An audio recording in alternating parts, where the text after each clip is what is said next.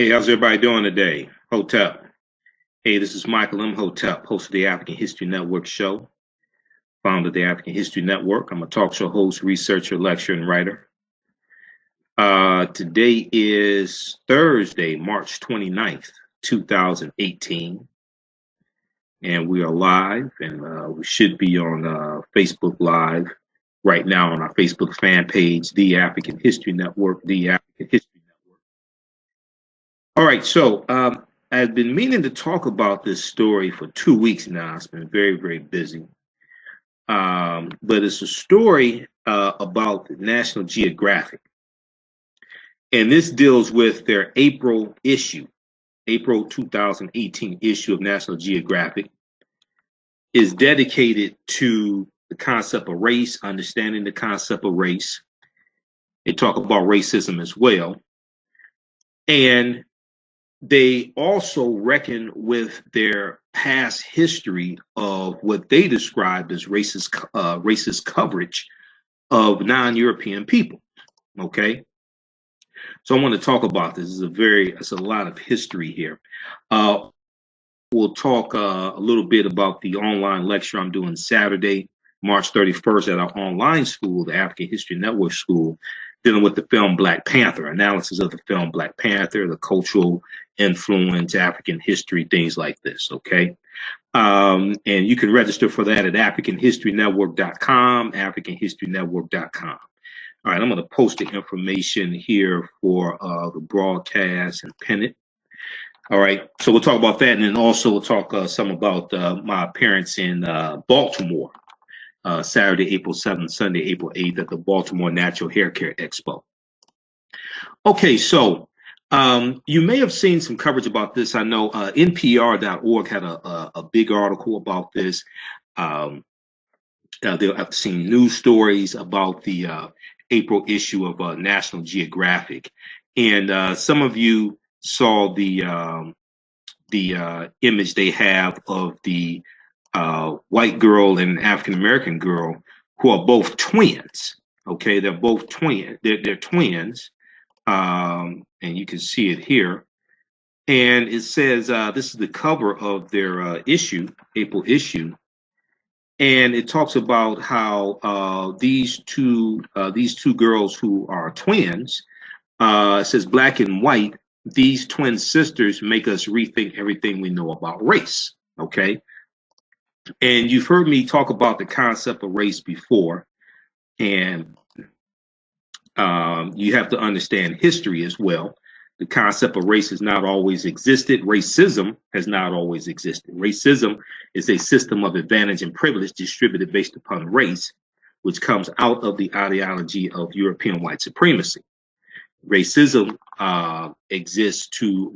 racism occurs when one race of people control the majority of the wealth, power, resources, benefits, privileges, land, access to education, access to opportunity, wealth, etc., healthcare, and they use that to marginalize, subordinate, do harm to another race of people.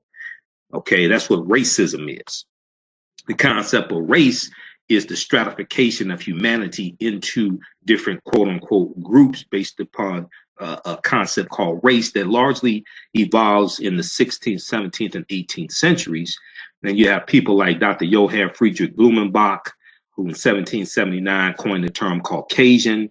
You have people like Dr. Carl von Linnaeus, and Linnaeus is going to stratify humanity into races and then attach moral and ethical and intellectual attributes to these races based upon no scientific evidence, based upon no scientific data, which reinforces a lot of stereotypes about African people, etc. Okay. So when we look at the and the concept of racism is designed to preserve genetic white survival on the planet that's less than 10% European. So when we look at the article from National Geographic called National Geographic, when we look at the article from NPR.org, National Public Radio, called National Geographic Reckons with its past. For decades, our coverage was racist. For decades, our coverage was racist. Now, it's important to understand that National Geographic uh, started publishing in 1888. Okay, 1888. They first started publishing their magazine. And currently, according to the article from AtlantaBlackStar.com, currently National Geographic can be found in 172 countries, and is translated into 43 languages each month. It's in 172 countries each month and translated into 43 languages. All right. So when we look at the article from NPR.org, National Geographic reckons with its past. For decades, our coverage was racist. It says that if National Geographic's April 2018 issue was going to be entirely devoted to the subject of race, the magazine decided it had better take a good hard look at its own history.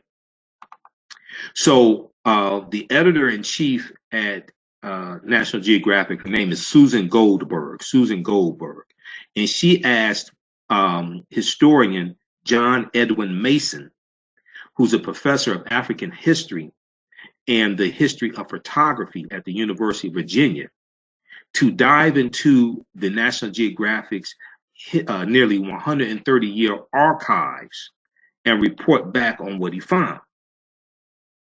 So what historian John Edwin Mason found, Professor John Edwin Mason found, was a long tradition of racism in the magazine's coverage, in its text, T-E-X-T, its choice of subjects, and in its famed photography. So editor-in-chief Susan Goldberg said in the April 2018 issue of National Geographic in the editor's letter, she said, quote, "Until the 1970s, National Geographic all but ignored people of color who lived in the United States, rarely acknowledging them beyond laborers or domestic workers. Meanwhile, it pictured natives, quote unquote natives, elsewhere as exotics, famously and frequently unclothed, happy hunters, noble savages, every type of cliche," end quote. Now, unlike magazines such as Life magazine, quote, National Geographic did little to push its readers beyond the stereotypes ingrained in white American culture, editor-in-chief Susan Goldberg went on to say. And she noted that she is the first woman and first Jewish person to have that position of editor-in-chief of National Geographic, okay? And she said, quote, "two groups that also once faced discrimination here," end quote, referring to here in America. She's referring to Jews and women. Now, to assess the magazine's coverage historically, historian and professor of African American Studies John Edwin Mason delved into old issues and read a couple of key critical studies. He also pored over photographers' contact sheets, giving him a view of not just the photos that made it into print that we saw in the National Geographic magazines year after year, but also the decisions of that photographers and editors made. Also the decisions that the photographers and editors made. Because if you know anybody, many of you watching, you've been models before, you may be photographers, you know models, right? When you go do a photo shoot and take pictures, usually you don't publish all the pictures you've taken. You may only publish 10%, 20, 30% of the pictures you've taken. How do you decide which pictures to publish? But National Geographic has been around since 1888. First photographic camera wasn't available till the 1830s. It's called a daguerreotype. Okay. So how did they decide which pictures to publish and which pictures not to publish? All right. So history professor John Edwin Mason saw a number of problematic themes that emerge. A number of problematic themes that emerge. Okay. And this is why understanding racism as a system, as Dr. Francis Cress Welsing correctly taught us, as Nellie Fuller correctly taught us, as people like Dr. Claude Anderson and others, Dr. Leonard Jeffries, understanding it as a system is so important. Because, see, you have a lot of people who try to say, well, racism is calling people racial epithets and calling people all their names and calling people the N-word and things like this. That's bigotry. Racism is a power structure. So to understand the formation of that power structure and how it works, you have to understand history. Okay? All right, how's everybody doing today? We're going to continue here. Hey, everybody, share this broadcast on your own Facebook page. Invite your friends to tune in also, okay? Share this broadcast on your own Facebook page and invite your friends to tune in as well, all right? And then also, we'll talk some about the online class I'm doing Saturday, March 31st. Saturday, March 31st, 2 p.m. to 11 p.m. Sorry, 2 p.m. to 1 p.m. No, hell no, it's not 2 p.m. to 11 p.m. 2 p.m. to 1 p.m. Eastern Standard Time, dealing with the film Black Panther. Okay, and it's going to be really good. It's analysis of the film. It's only $10 to register. We'll post the information here. You can register at the link we just posted, or at our website, AfricanHistoryNetwork.com. And we also have a 6-course online bundle pack of 6 of my online courses. If you register for that 6-course online bundle pack, it automatically registers you for the Black Panther online class as well. And all these you can watch over and over again. Okay, there's no limit. All right, so we'll come to some of your comments here in just a minute here also, okay? All right, so to assess the magazine, National Geographic magazine's coverage historically, Professor John Edwin Mason delved into old issues and read a couple of key critical studies. He also pored over photographers' contact sheets, giving him a view of not just the photos that made it into print, but also the decisions or the decision-making process that the photographers and editors went through to determine which photos make it into the magazine. So he saw a number of problematic themes, okay? He said, quote, the photography, like the articles, didn't simply emphasize difference. The photography, like the articles, did not simply emphasize difference, but the photography, like the articles, made difference very exotic, very strange, and put difference into a hierarchy. Okay, so the photography and the articles, they did not just simply emphasize difference. They defined basically difference as being very exotic, very strange, and they put the differences that they show based upon photography and articles, they put it based upon a hierarchy. Okay, he said, quote, and that hierarchy was very clear that the West, and especially the English-speaking world, was at the top of the hierarchy, and Black and brown people were somewhere underneath, end quote. Now, for much of its history, now just quickly, when we understand the stratification of race by people like Dr. Carl von Linnaeus and Dr. Johann Friedrich Blumenbach and others, they put race in a hierarchy, and they put the races in a hierarchy, and they put Caucasians or Europeans at the top, and they put Afrocoid people or African people, quote unquote Negroes, or you may see them represented as Ethiopians, referring to Africans in general, depending upon the time period, they put them at the bottom of the hierarchy. And this is what, since 1888, National Geographic has largely been reflecting.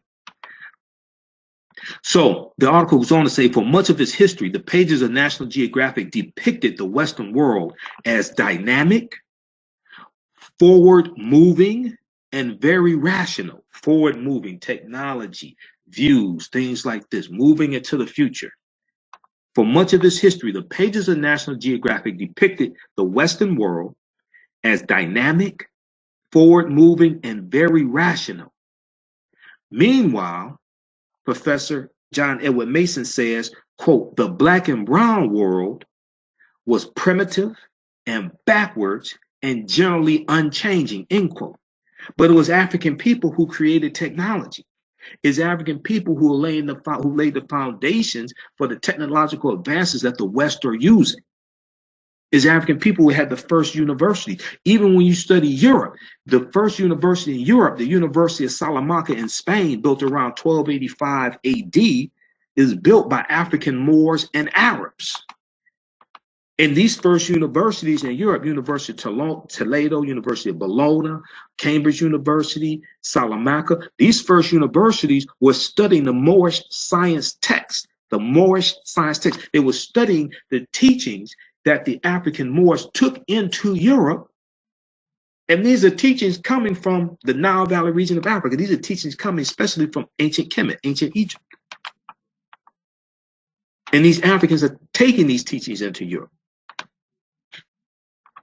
Now, one trope, T-R-O-P, one trope that Professor Mason noticed time and time again was that photographs showed native people apparently fascinated by Western technology. Photographs showed native people fascinated by Western technology. And what this does is this depicts Westerners, largely Europeans, as being so brilliant, so scientifically inclined. And it shows the quote unquote native people as being lost in the Stone Ages somewhere. They're in the previous century. He said, quote, it's not simply that cameras and jeeps and airplanes are present. It's the people of color looking at this technology in amusement or bewilderment. Now, the article goes on to say that the implication was that Western readers would find humor in such fascination with their everyday goods. Then there's how the magazine chose its subject matter. So Professor Mason, professor of African American history, explains that the National Geographic magazine had an explicit editorial policy of quote unquote nothing unpleasant. Nothing unpleasant. So readers rarely saw war, rarely saw famine or civic conflict.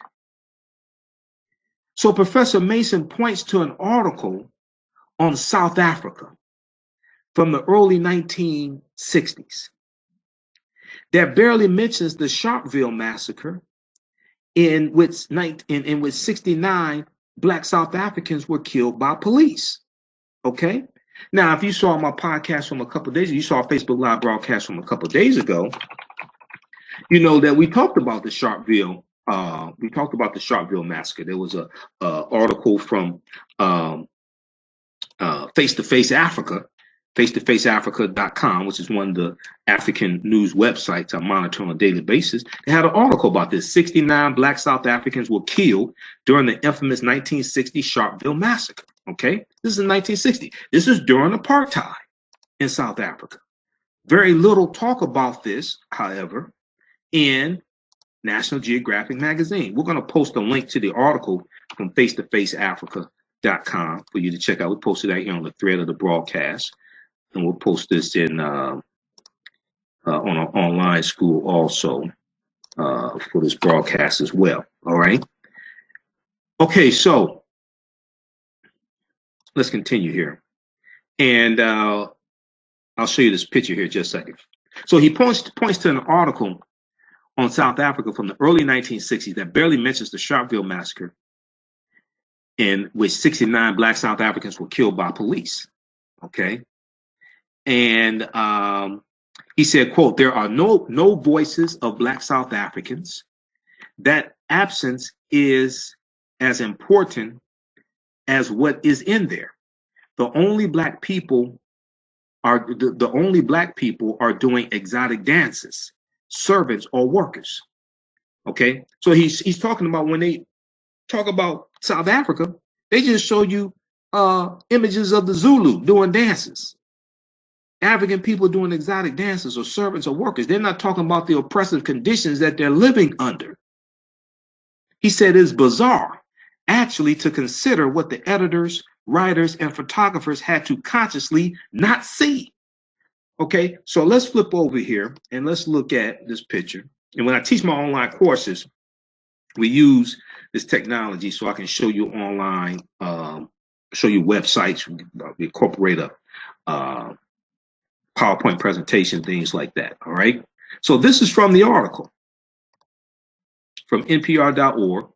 This is a picture from National Geographic. This is an African brother in South Africa. He's doing a dance. He may be Zulu, I'm not sure.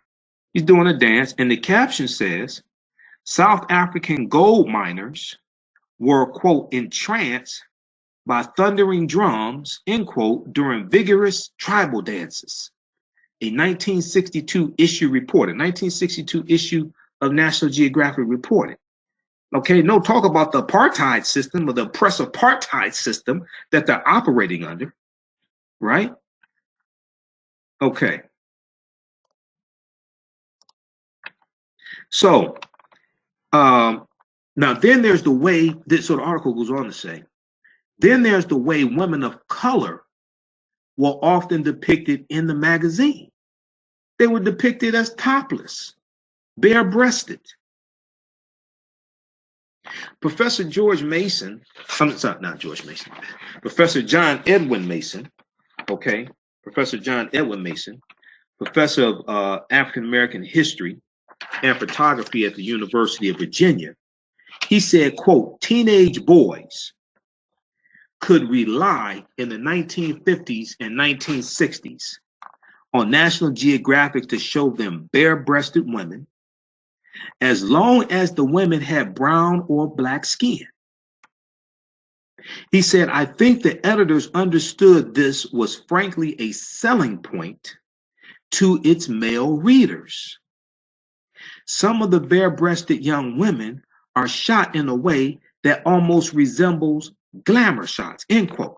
So I can remember being in elementary school in Detroit, here in Detroit. I still live in Detroit. Just a second. This is apple cider vinegar because my allergy is flaring up a little bit. So I'm drinking some of this. Okay, so I can remember being in elementary school, and in the library, they would have National Geographic magazine. And I can remember some of the boys turning to the pages of bare-breasted African women showing this, things like this, right? And I've heard people say that before Playboy magazine, you'd have boys and white boys, things like that, looking at National Geographic magazine because they would show bare-breasted women, largely, usually African women and brown-skinned women, Hispanic, whatever, Native American, things like this. So he goes on to say, Professor Mason goes on to say, he says that the magazine has been dealing with its history implicitly for the last 2 or 3 decades. Now, they first started publishing in 1888. 1888, 13 years after slavery ended. 11 years after Reconstruction. And so slavery ends in 1865 with the 13th Amendment, not the Emancipation Proclamation, the 13th Amendment. 1877, you had a Reconstruction. 1888 is 8 years before Plessy versus Ferguson, which solidifies nationally Jim Crow laws. Which solidifies Jim Crow law, separate but equal, right? So he says that the magazine has been dealing with this history implicitly for the last 2 or 3 decades. But what made this project different is that the editor, the new editor, Susan Goldberg, female, wanted to make reckoning explicit, wanted to make reckoning with the racist history of National Geographic explicit. Quote, that National Geographic should not do an issue on race without understanding its own complicity in shaping understandings of race and racial hierarchy, end quote. Now, here's another picture. Then we'll go to some of your comments, then I'll go back to this, okay? So here's another picture from issue of National Geographic magazine. And they show an African-American man who's a servant. Now, I'm not trying to demean African-Americans who are domestics, maids, butlers, things like that, or I'm not trying to demean them. I'm talking about the way they have been depicted, largely, okay? Now, it says that the caption here, and you can't read it, so I'm going to read it to you. You pull up this article, you can read it. Although slave labor was used to build homes featured in a 1956 article, the writer contended that they, quote, stand for a chapter of this country's history every American is proud to remember, end quote, okay? Although slave labor was used to build homes featured in a 1956 article, the writer contended that they, quote, stand for a chapter of this country's history every American is proud to remember. So the writer of the article back in 1956 was saying that those homes stand for a chapter of America's history that every American is proud to remember. Really? Did you ask some of the descendants of the enslaved Africans who built the home? I mean, what are you talking about? So this is the type of history that National Geographic has. I'm glad they finally came to acknowledge it. Okay, so let's go to some of your comments, then we'll continue with the article, all right? Got Larry here. I thought they said Lauren here. I was about to say. All right. Hey, Larry. Ron Lewis, black folks was here long before anybody else was here. That's true. We've been here at least 51,700 years. The Khoisan have the oldest DNA on the planet. They come from Southern Africa. You had different groups of African people here. You have a Folsom people who come here about 15,000, 16,000 years ago, another group of African people. Dr. Claude Anderson has talked about the Folsom people. He talks about them in his book, Dirty Little Secrets About Black History, Volume 1. Folsom, Arizona is named after the Folsom people, Folsom. Folsom Prison is named after them. We were here before Native Americans came into existence.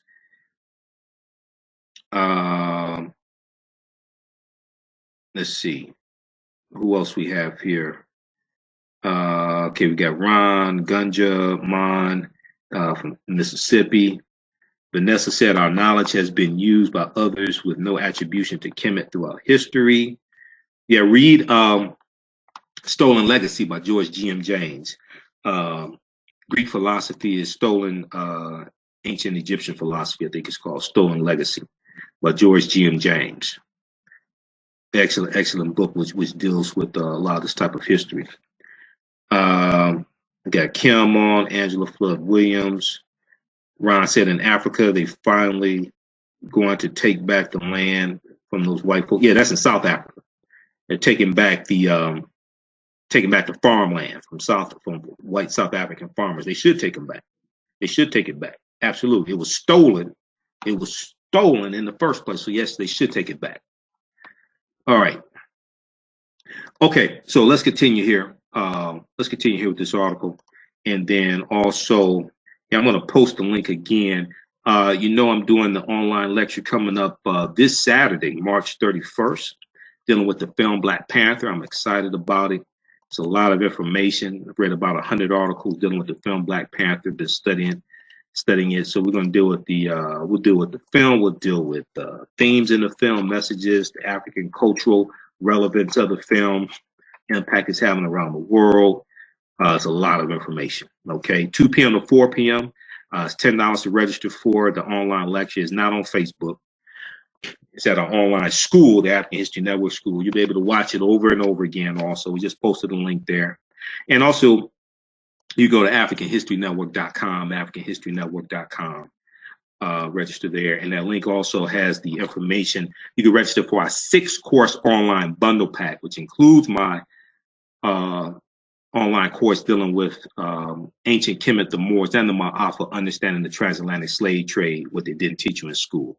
So 6 courses, including the Black Panther online lecture for $80, regularly $120. Okay.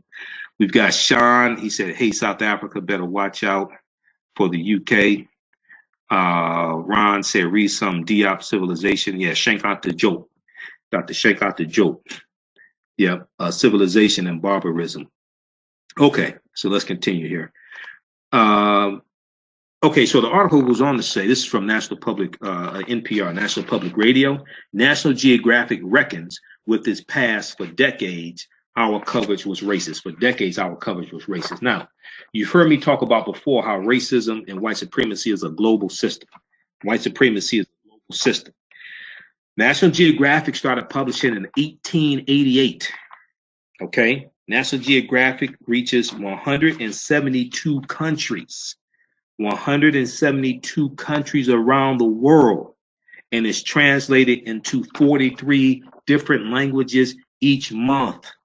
This has wide-ranging implications.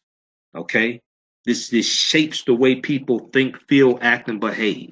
It shapes the way people think, feel, act, and behave. All right, now for those of us who had spent long afternoons thumbing through old issues of National Geographic magazine and dreaming of far-off lands, Professor John Edwin Mason wants to make clear that looking at foreign people and places isn't a bad thing. He said, quote, "We're all curious and we all want to see. I'm not criticizing the idea of being curious about the world." He said, "It's just the other messages that are sent that is not just difference, but inferiority and superiority. It's just the other messages that are sent that is not just difference, but inferiority and superiority. There's nothing wrong with being different. There's nothing wrong with showing different cultures, different ethnic groups, different races of people. There's nothing wrong with difference.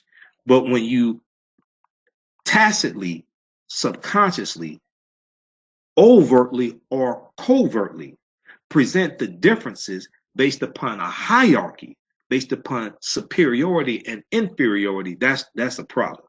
And that's what fuels the concept of racism and white supremacy. So where does the story publication go from here? The article goes on to ask. Now, one good step would be to invite the diverse contributors to the April 2018 issue to become part of the magazine's regular pool of writers and photographers, Professor John Edwin Mason suggests. Okay. He said, quote, "Still, it's too often a Westerner who is telling us about Africa or Asia or Latin America. Still, it's too often a Westerner, basically a white person, a European, is telling us about Africa or Asia or Latin America." He said, "There are astonishing photographers from all over the world who have unique visions, not just of their own country, but who could bring a unique vision to photography, to a unique vision to photographing Cincinnati, Ohio, if it came to that." Now, he also notes that the magazine's images have so often captivated, even when they were stereotypical or skewed. He says that a number of African photographers have told him that it was magazines like National Geographic and Life magazine that turned them onto photography in the first place. Sorry about that. I'm drinking some apple cider vinegar. Quote, "They knew that there were problems with the way that they and their people were being represented," he said. "And yet the photography was often spectacularly good. It was really inviting, and it carried this power. And as young people, these men and women said, I want to do that. I want to make pictures like that." All right. So this deals with the April 2018 issue of National Geographic, which is about race and them reckoning with their past of racism and the stories they cover, the pictures, etc. Here's one picture I want to show you. This is showing Aborigines from Australia. And we look at the caption. In the article from AtlantaBlackStar.com, they talk about this. And this says, the caption says, in a full issue article on Australia that ran in National Geographic in 1916, Aboriginal Australians were called, quote unquote, savages who, quote, ranked lowest in intelligence of all human beings, end quote. The magazine examines its history of racist coverage in this April issue. Now, this was published in 1916 in National Geographic magazine. They will refer, these Aboriginal Australians were called savages, and it is said about them that they ranked lowest in intelligence of all human beings, end quote. And when you study the concept of race, which is a made-up concept, okay? When you study the concept of race, if you actually understand history, concept of race did not always exist. When you study the concept of race, what Carl von Linnaeus did was that he attached moral and ethical characteristics and attributes to the various races. And it was not based upon anything scientific, okay? This is something that Dr. Joy DeGruy talks about in post-traumatic slave syndrome. Post-traumatic slave syndrome by Dr. Joy DeGruy, okay? America's legacy of enduring injury and healing, all right? Healing, I'm sorry, healing, not hearing, healing, okay? And she talks about this in pages 56 through about 60 or 62. And she talks about Dr. Carl von Linnaeus, who stratifies humanity into four races. You have Homo Americanus, who were depicted as reddish, being reddish, and their attributes were choleric, obstinate, contented, and regulated by customs. So he's basically talking about Native Americans. Homo Europaeus, these are Europeans. He said they were fickle, sanguine, blue-eyed, gentle, and governed by laws.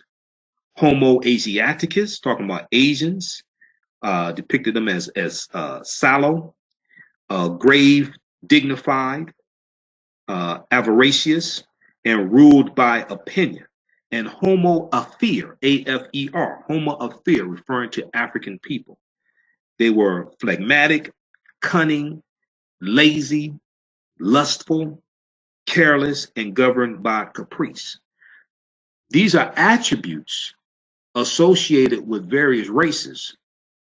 No scientific evidence to back up these attributes, but then these become ingrained in the culture as stereotypes of these various races of people. Okay, and this was and Carl von Linnaeus began he also began the science of anthropology. He's known as the father of modern taxonomy. We study Carl von Linnaeus in biology class when we deal with the class order, the kingdom, the gene, the phylum, the genus, I should say, species, things like this. That order, the classification of living things, that comes from Carl von Linnaeus. So we study him when we study biology. Okay, and Linnaeus began the science of anthropology and laid the foundation of 19th century beliefs about race that resulted in racism as well. Okay. All right. So check out Post-Traumatic Slave Syndrome by Dr. Joy DeGruy. This is one of the books we use in the online class as well. You don't have to buy into these books for the online class purposes, but you want to have these for your own personal library. All right. Yeah, so this is what they said about Aboriginal Australians. Okay. So Angela said, okay, whites poison the Aboriginal people, watering holes, forcibly remove their children, sterilization of women. Larry Hill said they burnt our books here. Ron said they are the keepers of a vast amount of knowledge from the old times, and they're under siege by the white folks. Ayo said got the book. All right. Okay.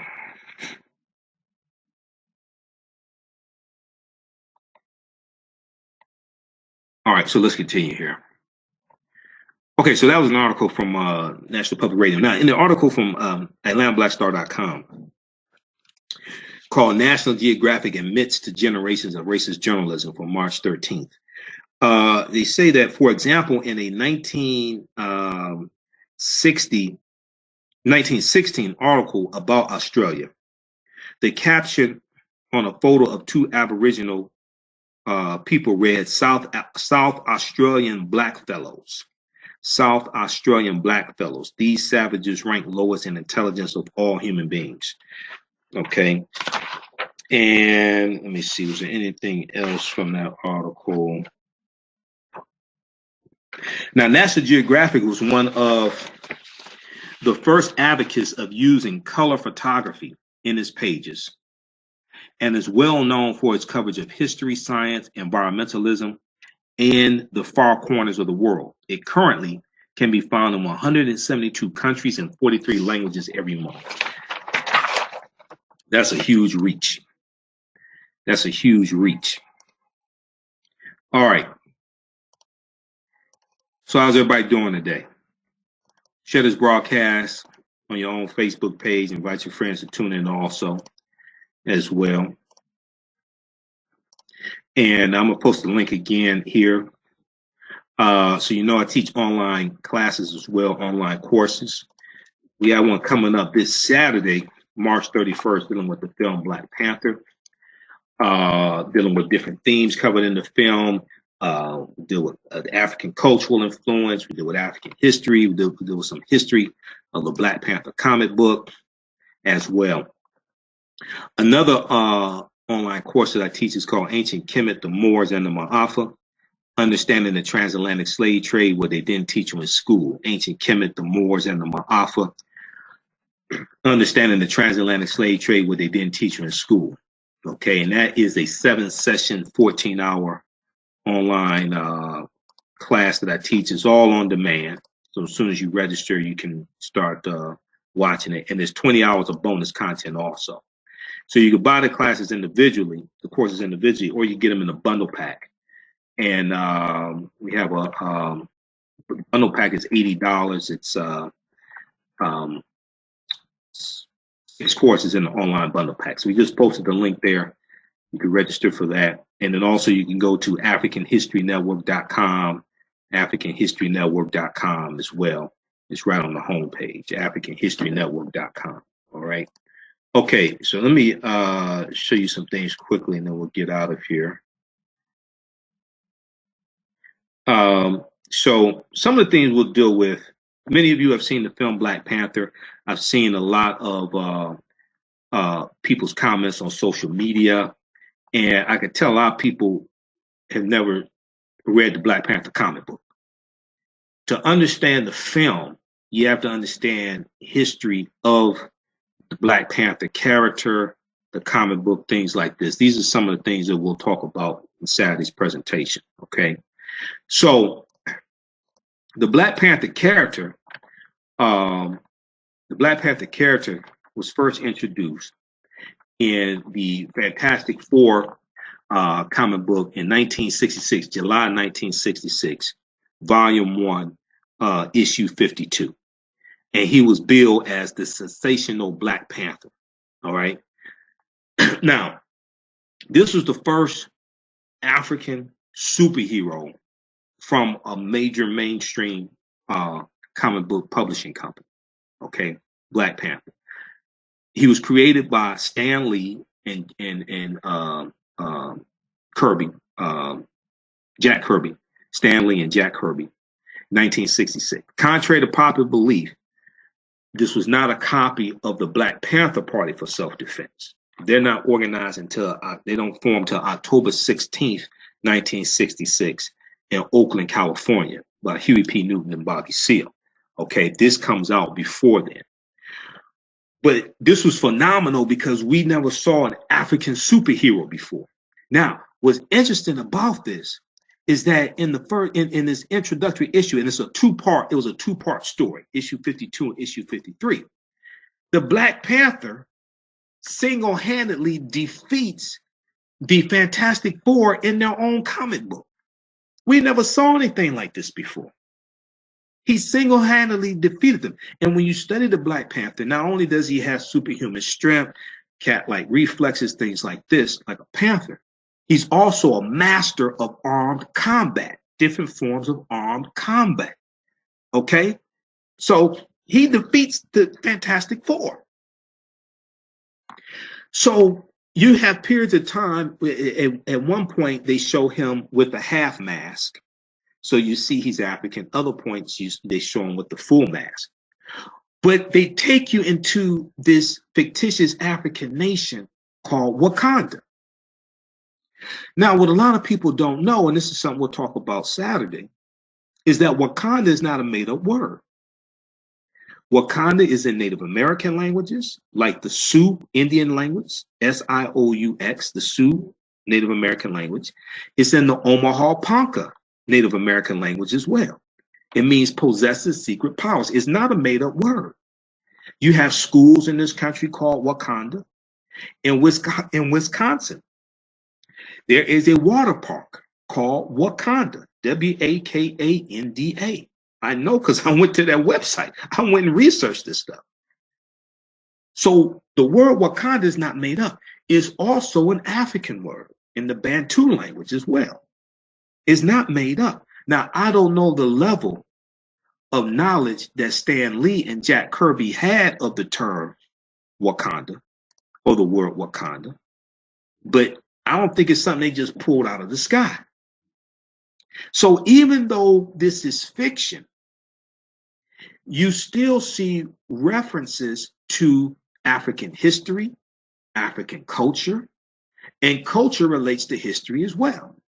So you have a lot of people who criticize the film and say this is fiction.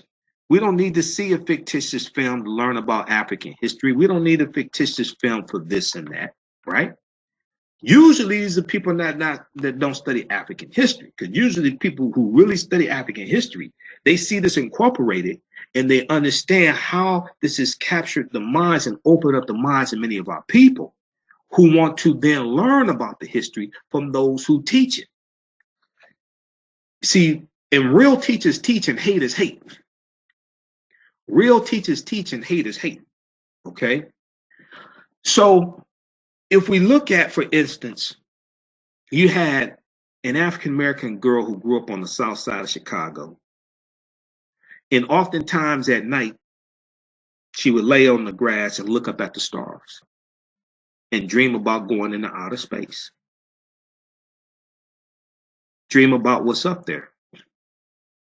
And she would watch a TV show every week called Star Trek. And on the TV show, they had an African-American character named Lieutenant Uhuru, played by Nichelle Nichols. Now, this was fictitious, but this fictitious character inspired this sister so much that she wanted to become an astronaut. And her name is Dr. Macy Jemison, the first African-American female astronaut to go into outer space. And I have her on video talking about the impact that this fictitious TV show that she saw every week had on the trajectory of her life. Nichelle Nichols at one point wanted to quit the show. She wrote a letter to Dr. Martin Luther King Jr. talking about wanting to quit the show. He wrote a letter back to her He said, don't quit the show. He said, if you quit the show, they're going to replace you with a blonde-haired white woman. But he said, African-American children need to see you doing what you're doing in outer space. So we have to understand the power of image. Your thoughts create feelings, your feelings create actions and behaviors, your actions and behaviors create results. We have to understand the power of image. And even though you have a fictitious movie, you have a fictitious TV show, oftentimes there are real cultural infusions into it, real cultural relevance, and a historical relevance as well. You'll see references to Huey P. Newton in the film. You see the film opens up in Oakland, California, and it ends in Oakland, California. You see that Wakanda is an African nation, even though it's fictitious, never conquered by Europeans, never colonized by Europeans. Well, that's Ethiopia. Even though, and we, early March, we celebrated the 122nd anniversary of the Battle of Adwa of 1896, where the Ethiopians under Emperor Menelik II, King Menelik II, defeated the Italians who were trying to invade. Ethiopia was never conquered by Europeans. Okay? So real teachers teach why haters hate. Real teachers understand how to take something that may be fictitious, but understand the real cultural relevancy in what's fictitious. Now, and this movie has become the most successful superhero movie at the box office. It's done over $1.3 trillion. It's done over $1.3 trillion, right? So this is huge. It's having an impact across the country. It's having an impact around the world. One of the things we'll talk about is the Afro-Brazilian Black money movement that has spurred from the film Black Panther. So this is having an impact internationally. We saw in China, opening weekend, it is $63 million in China. The film is going to change the trajectory of other films we see telling African American stories. Because unfortunately, a lot of the films we've seen in the past for African Americans, you either a slave, a servant, or a stereotype. A slave, a servant, or a stereotype. The Help, 12 Years a Slave, Django. This is totally changing the trajectory of this. So one other things we'll talk about, and it's a lot. I'm still putting everything together.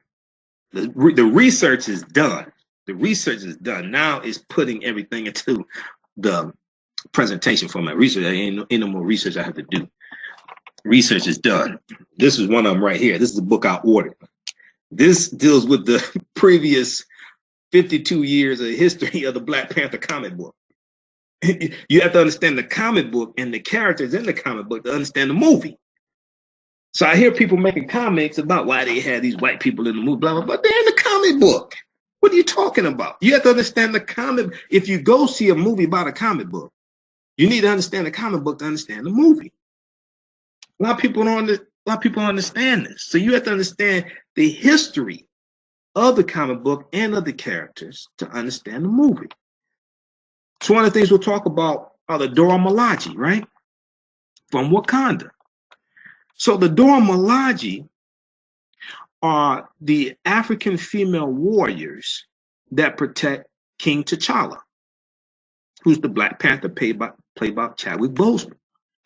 But it's largely believed, and I think they're correct, that they are actually based upon real African female warriors from Dahomey in West Africa, among the Fo people, which is the present day Benin, they were referred to as Amazon warriors, or the Amazon Dahomean warriors, also called the Ahosi, which means the king's wives, also called the Mino, M-I-N-O. These were African female warriors from the 17th century to the 19th century. And they fought along African male warriors during the Franco-Dahomian Wars Franco-Dahomian War of 1890.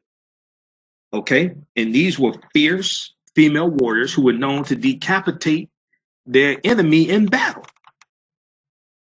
So even though this is a fictitious African nation and a fictitious movie, there's still real African cultural relevance, real African cultural influence there, and historical influence also. So these are some of this is just a sample of some of the things that we deal with. And I hear people talking about the movie, and usually I can tell like the intelligence level and the knowledge of African history, because this is a powerful movie. I heard Tony Browder talk about this. I talked to Professor Kaba Kamene, one of my teachers, about this. I talked to Kalindi E. Kalindi's one of my teachers also. Kalindi's brilliant. Kalindi, you've maybe heard some of my interviews with Kalindi. Kalindi is a master of African martial arts, but he's an African historian as well. He's been all throughout Africa. Okay. And we talked about this, man. He said, you know, people take 5% of the movie that they have a problem with and blow that up, as opposed to focusing on the 95% of the movie that's good. And I talked to African American youth. They're blown away by this movie. Their minds are open. They want to learn about the history. I just did a presentation for a mentoring group on Wednesday. Tuesday, because today's Thursday. Tuesday. And there was an 11th grader there. And I dealt with great African women in history, the mothers of civilization. And I had this slide in here dealing with the Dora Milaje, because I was talking about the Mino, these African female warriors. And most people don't know this is based upon real history, right? Okay, so we're going to post a link again here. You can register for the online class. It's Saturday, March 31st. Saturday, March 31st, 2 p.m. to 4 p.m. If you miss it, it'll be on demand. You can go back and watch it over and over and over again. If you go to a lecture, right? You pay the $10, $15, you watch it once it's over. This here, you can watch live, you can ask questions, you can watch from around the world, then it'll be on demand, you can watch over and over again. This is what we do at our online school, okay? Also, we have, so it's $10. It's $10 for the class. And, you know, that helps because I got to pay for the online format. I was just talking to them yesterday because I just paid the monthly fee. And I was talking about some other charges that I don't even understand. I'm like, dude, I'm like, what the hell is this? But then also we have, you can register for the 6-course online bundle pack. 5 of the courses are on demand. And the 6th one is the one on Black Panther. And that's $80, and it's regularly $120. We'll post that again. It's all at AfricanHistoryNetwork.com. You can click on the links I'm posting here, but you can also go to AfricanHistoryNetwork.com, and the information is there as well. Okay. All right. So these are just some of the things we'll talk about on Saturday, March 31st. All right. And then if I do any more, when you register for the Black Panther one, as soon as you register, there's a video. It's about an hour and a half of me talking about some things about the Black Panther. So it'll give you an intro. So as soon as you register, you can start watching that as well. Okay. Now, when we look at the most intense, extensive online course that I teach, Ancient Kemet, the Moors, and the Ma'afa, Understanding the Transatlantic Slave Trade, what they didn't teach you in school. That's in the bundle pack. And you know what? Let me backtrack for a minute. Let me show you something here. Do I have it here? Where is this? Just a second. Let me show you. Oh, right here. Show you this here. Okay. If you want to know what are the other 6 courses in the bundle pack, it says March 24th, but it's March 31st. It was originally March 24th.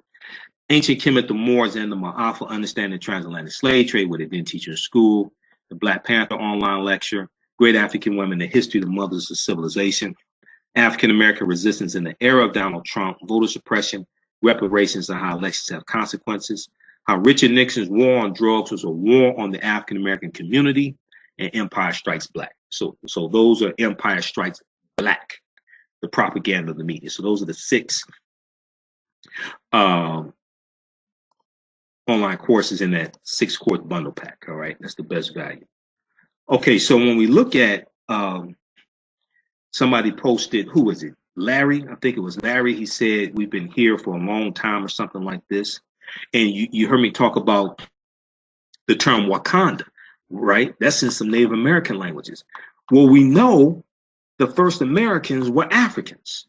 The first Americans were Africans, as you heard me say earlier. Even though August 20th, 1619, Jamestown, Virginia did happen, that's not when African people first came to this land we call the United States of America. Even if you go back 100 years before that, in the territory we call South Carolina, the Spanish were taking Africans into that territory in the 1520s. That's 100 years before that. But the way that I deal with the transatlantic slave trade, see, unfortunately, a lot of people, and when I was taking my Africana Studies classes at Wayne State University, unfortunately, they want to start in the 1500s. Well, they may start in the 1440s with the Portuguese selling around the west coast of Africa. But the way I teach, and the way people like Professor Kaba Kamene and others taught me, is that see, Professor Kaba says to understand the existence of something, you first must understand the pre-existence of existence. So when I was trying to figure out the missing link and what caused the transatlantic slave trade to happen, and I'm trying to figure out how do we go from pyramids to being a slave, you have to understand the 800-year occupation of Europe by the Africans known as the Moors. Because the Moors take the teachings from ancient Kemet into Europe and bring Europeans out of the Dark Ages. But when I teach, I don't deal with 500 years of history or 1,500 years. We deal with at least 50,000 years of history. So when we look at Dr. David Imhotep, and he's a friend of mine, I've interviewed him about 11 times. If you go to AfricanHistoryNetwork.com, and right on the homepage, click on Listen to Podcasts of Michael Imhotep, you can listen to some of the interviews I've done with him. We have about 824 audio podcasts there. They're all free to listen to. Okay. The online school, we definitely have to charge for that because they're kicking my behind. I got to pay for that each month. They're kicking my behind with how much I have to pay for the online school. And also, I got to pay for each course that I sell. Also, I was just emailing them back and forth, dealing with the cost, because I'm like, dude, why are you charging me so much when I sell a bundle pack? I don't understand this. But let's continue. Those are my problems. All right. Page 14 of his book. And when I deal with him, when I go speak to groups and things like this type of information blows them away. So he deals with a discovery made by Dr. Albert Goodyear of the University of South Carolina, who's an archaeologist at the University of South Carolina. He's not the janitor at the University of South Carolina. He's an archaeologist, right? He's a professor. 2004 in Allendale County, South Carolina. They found evidence of an African presence going back at least 51,700 years. These are of the Khoisan, the short-statured people from Southern Africa. They go all around the world. They're the ancestors to the Ainu and the Twa. They found artifacts, architectures, campsites, carvings, Egyptian writings, footprints in lava, genetic M174D haploid groups dealing with DNA and genetics, linguistics, paintings, skulls, skeletons, structures, and tools. They found overwhelming evidence documenting an African presence. Now, what happens is mainstream archaeology challenges this and tries to suppress it. There have been other discoveries, and one of the things we do in the online course dealing with understanding the transatlantic slave trade, we deal with some of the recent archaeological discoveries, like the one that came out of Morocco in June or July of 2017, where they found skeletons of Homo sapiens, modern man, that date back 300,000 to 350,000 years ago. Well, this is when you read articles about this, and when these discoveries take place, all the major news outlets have articles about it. New York Times, Washington Post, LA Times, CNN, NBC. They all have articles about this. National Geographic, Discovery Channel, Discovery Channel's website, their news website. They all have articles about this stuff. And it says that these type of discoveries are totally causing the archaeologists and the scientists and the paleontologists to rethink everything. The discovery of 300,000 to 350,000 years ago, made in Morocco in the summer of 2017, those skeletons are at least 100,000 years older than the oldest human remains of Homo sapiens that were found in Ethiopia that date back about 198,000 years ago. And when you read articles about this, they're saying, well, wait a second. They're saying we have to rethink the migration of African people. They said people may have migrated, apparently people migrated much earlier than we thought that they did. So the deeper they dig, the blacker the planet gets. The more research they do, the older we get, because they keep having to push dates back. When these discoveries come out, they keep having to push the dates back. So Juvenile had a song in 1970, 1997, 1998 called Back That Thing Up. They keep having to back that thing up when the hard evidence comes out. Now here's Dr. Albert Goodyear, archaeologist at the University of South Carolina. Now this is an article from a scientific website called ScienceDaily.com. This is not InfoWars. This is ScienceDaily.com. This article is from November 18, 2004, 14 years ago. New evidence puts man in North America 50,000 years ago. New evidence puts man in North America 50,000 years ago. So this is why when I teach about the transatlantic slave trade, we can't deal with 500 years. We can't deal with 246 years of slavery. I deal with things chronologically as much as possible. And we have to deal with at least 50,000 years of history, but we go back even before then, looking at these archaeological discoveries and try to deal with things chronologically and understanding how a sequence of historical events lead up to a much larger event taking place. So here's a summary of what the article says. Now, this is not my summary. This is the summary that ScienceDaily.com says that the article and the discovery represent. It says radiocarbon tests of carbonized plant remains, where artifacts were unearthed last May along the Savannah River in Allendale County by University of South Carolina archaeologist Dr. Albert Goodyear, indicate that the sediments containing these artifacts are at least 50,000 years old, meaning that humans inhabited North America long before the last ice age. These are not my conclusions, these are theirs. Okay? So we have to deal with these archaeological discoveries. We talk a little bit about St. Patrick's Day and the Druids, because this deals with an African influence, information coming out of ancient Kemet, and the Druids who were in Ireland. And Druid in Old Irish means he who knows, dealing with a watered down version of teachings coming out of ancient Kemet. And this is going to lead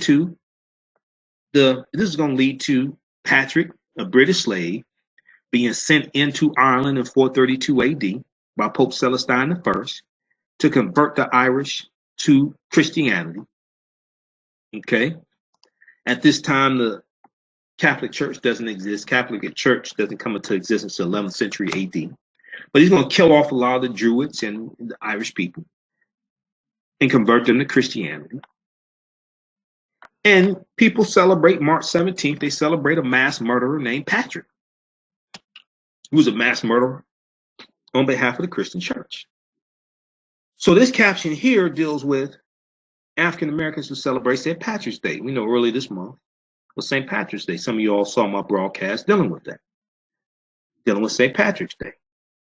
And why St. Patrick's Day is not for African Americans. Now, you can do what you want to do. I'm dealing with the history, okay? I'm dealing with the history.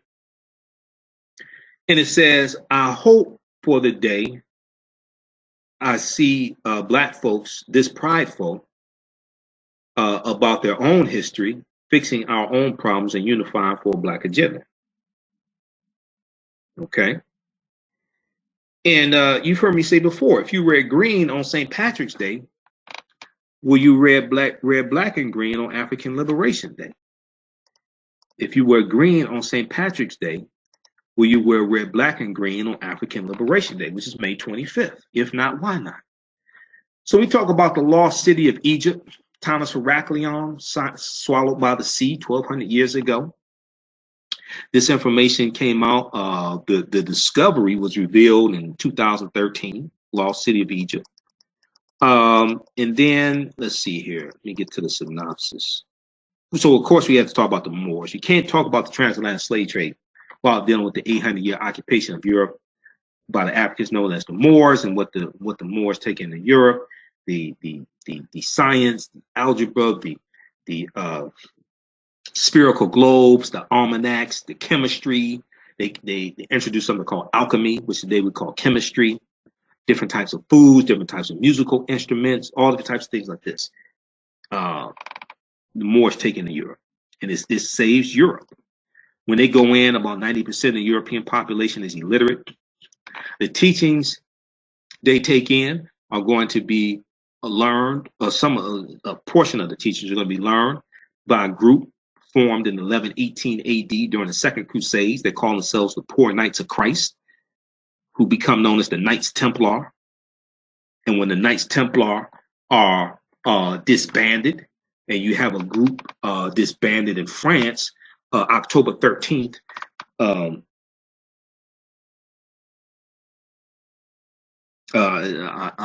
October 13th, I forgot the year, it just slipped my mind. But they, around 1310, 1308, 1310, October 13th, which was a Friday. This was said to be the day that the knowledge stopped. This is one of the reasons why Friday the 13th is looked at as an unlucky number, because this was the day, unlucky day, because this was the day, this is said to be the day that the knowledge stopped. They're rounded up, disbanded.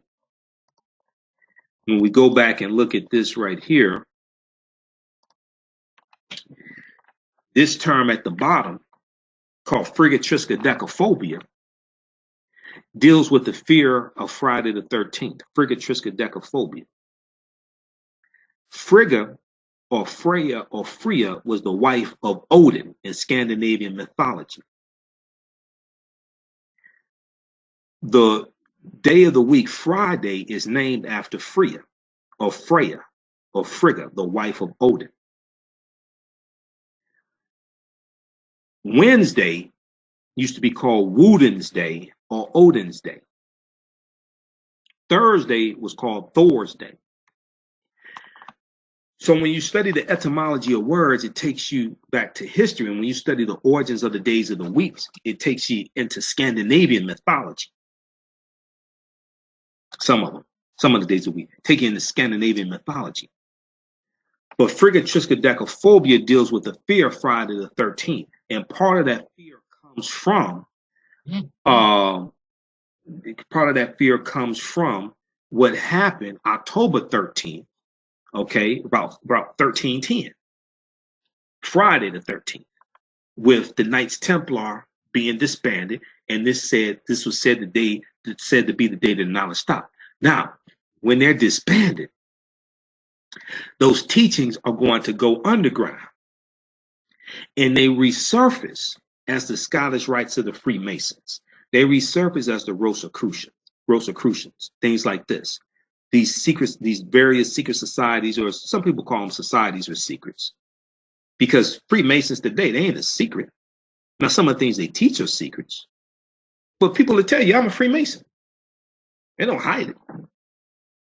Secret societies are societies where people don't tell you they are a member of it. Those are secret societies. See, people call them, oh, those are secret societies. No, those are societies with secrets.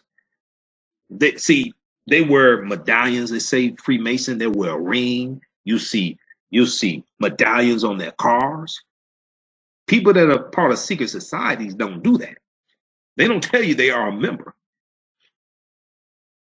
Now, what happens, just like fraternities and sororities, people call them, see, they ain't some secret societies. Those are societies with secrets. I've been in a fraternity 28 years. They ain't no secret society.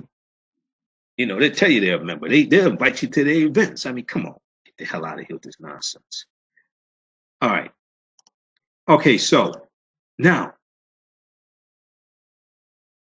when you have the founding fathers, 50 of the 56 signers of the Declaration of Independence were Freemasons. And we know the layout of Washington, D.C. is based upon ancient African principles. And based upon the layout of Washington, D.C. and ancient African principles. This is how you get something like this. So the Washington Monument, named after George Washington, 555 feet, is a Tekken, an ancient African symbol of resurrection, coming from the story of Osar, Aset, and Heru. Osar, Aset, and Heru, who the Greeks called Osiris, Isis, and Horus. And there were about 1,200 Tekkenu for plural, all throughout Europe. All throughout Africa, through Egypt, basically. Egypt. Kemet. Kemet, one of the original names for Egypt, meaning land of the blacks. There are about 12 left today. They've been either destroyed or taken to other parts of the world, Istanbul, Turkey, Paris, France, Vatican City, things like this. They're always stealing our stuff. Okay. So what happens is, when you look at Freemasonry, these are all some things we deal with in the online course. Understand the transatlantic slave trade, what they didn't teach in school, because I'm dealing with a chronology of history leading up to the transatlantic slave trade happening. The word Mason is derived from the Latin words mass and sun. And Mason means child of light and expresses the desire to pursue light, which is a metaphor for the sun, which symbolizes knowledge. And the term child of light, or sons and daughters of light, because we taught African women as well, was first used to identify students who had completed 42 years of study in the temples of ancient Kemet. Many Masonic temples were modeled after the temples of Kemet, places where light and knowledge was imparted in a series of steps or degrees. This is why when you go to college, you get your credentials in a series of degrees. Okay? You get your credentials in a series of degrees. Because when you study the origins of the liberal arts, they come from the teachings in ancient Kemet, the liberal arts, the trivium and the quadrivium, the 7 liberal arts that they were studying in these temples. All right? And let me see. I have which one is it? I have the information on the Knights Templar. I wanted to look that up to get that year. Because it was 13, I think it was 1310, 1308 or 1310. One of the articles I had on them disbanded in France. We deal with that in the class also. Just trying to find this. 1303. Friday, okay, 1307. There we go. On Friday the 13th, Friday, October 13th, 1307, scores of French Templars were arrested, including Grand Master Johnson de Molay. I knew it was around that time. 1308, 1307. There we go. All right. Okay, so this is some type of information we deal with. And then, so we deal with, what was the transatlantic slave trade? When did it start? Things like this, the Arab slave trade of African people. Where is my overview? We do with the fake Willie Lynch letter of 1712. Willie Lynch never historically existed. We need to throw that in the garbage can. Okay. And once again, we'll post a link here. Once again, you can register for this online course. You can register for the Black Panther lecture as well, Black Panther online course. We have a 6-course bundle pack, only $80. You get 5 courses on demand, plus the Black Panther, which is live. Once that's over, that'll be on demand. You can go back and watch it over and over again as well. You can register for these individually also. The Black Panther online course is $10, taking place Saturday, March 31st, 2018, 2 p.m. to 4 p.m. Eastern Standard Time. You can watch all around the world. You can also go to AfricanHistoryNetwork.com, AfricanHistoryNetwork.com.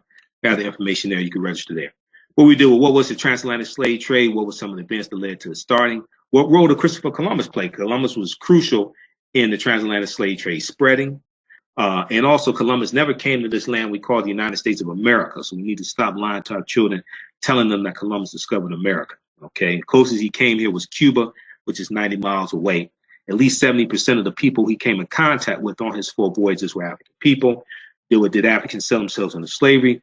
When African people in America, were there African people in America before slavery? We deal with all of that as well. So there's a lot of history. The 800-year occupation of Europe by the Africans known as the Moors, archaeological discoveries, the role insurance companies played, Freemasonry, origins of the term America and Africa, the problem with slave movies, the link to ancient Kemet in Egypt, fake Willie Lynch letter. It's a lot of stuff we deal with, okay? All right. So look, we're going to get out of here. Register for the online courses and share this broadcast on your own Facebook page. Also visit AfricanHistoryNetwork.com, AfricanHistoryNetwork.com. And remember, at the African History Network, we focus on educating, empowering, and inspiring people of African descent throughout the diaspora and around the world, because right now it's corrects wrong behavior. What you do for yourself, what you do to yourself, and what you allow other people to do to you is based upon what you think about yourself. Remember, it's not over till we win. Right now it's corrects wrong behavior. Wakanda forever. We'll talk to you next time. Peace.